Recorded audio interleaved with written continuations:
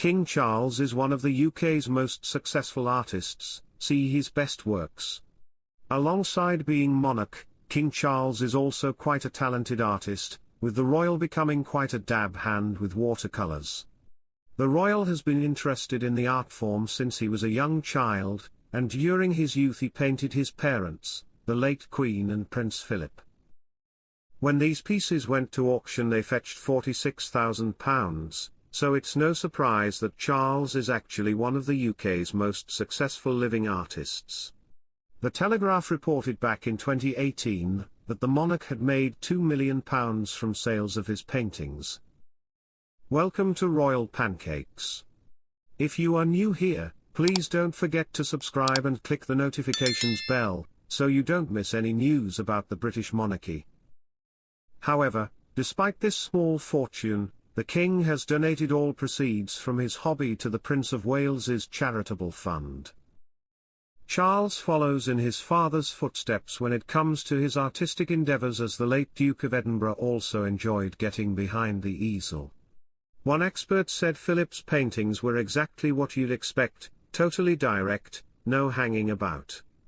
Art runs in the Windsor family, and when Charles' pieces were first featured in an exhibition at Windsor Castle, they sat alongside artworks from Prince Philip and Queen Victoria. Charles is a fan of watercolours, and one of his earliest works is Castle Mey, which his grandmother, the Queen Mother, owned. Charles was close with her and he painted the stunning photo while on the estate's grounds in Caithness. The monarch has also captured his late mother's favourite home of Balmoral in Aberdeenshire. Despite the incredible castle being off in the distance, Charles still captured the Union Jack flying high and the trees surrounding the grounds. It wasn't just Scotland that the King painted, as has also captured still moments at his Gloucestershire home of Highgrove. In this painting, seen at an exhibition, Charles has beautifully painted his patio, a deck chair and a unique stone ornament, while the garden behind flourishes with trees and flowers. Charles favoured natural scenes over portraits, and this extraordinary image captures the snow-capped mountains around Scotland. In 1994, the Royal Mail drew attention to the then Prince of Wales's talents with a series of commemorative stamps that featured his artworks. This gorgeous piece pictured is of Dersingham, Norfolk, which is located near Sandringham. Charles has also captured the elegant Sandringham building in its full glory. His portrait sees the brick building glistening in the sunlight, and the domed roofs of the royal property. Charles didn't just paint at the royal residences, but he has painted many other portraits of Scotland. This amazing image really captures the quietness of his surroundings. The King's artworks have been displayed at numerous exhibitions, sometimes alongside those painted by the late Duke of Edinburgh and Queen Victoria. Here, we can see two pretty natural artworks from different seasons.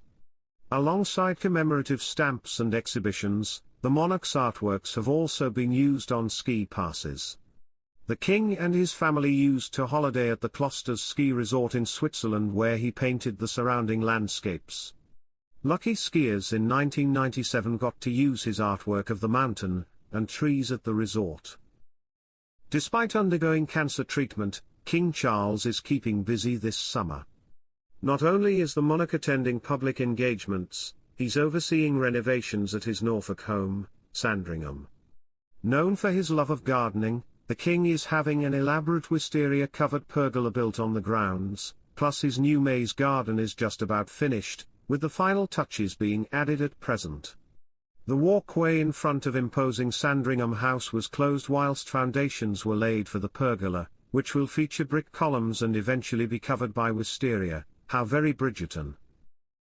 A notice in front of the new pergola project states, taking inspiration from brick pillars in the private walled garden, the pergola will provide a structure to train wisteria. Eventually, when approaching from the south, the pergola will provide a decorative canopy to look through to catch a glimpse of Buddha at the end of Lime Avenues.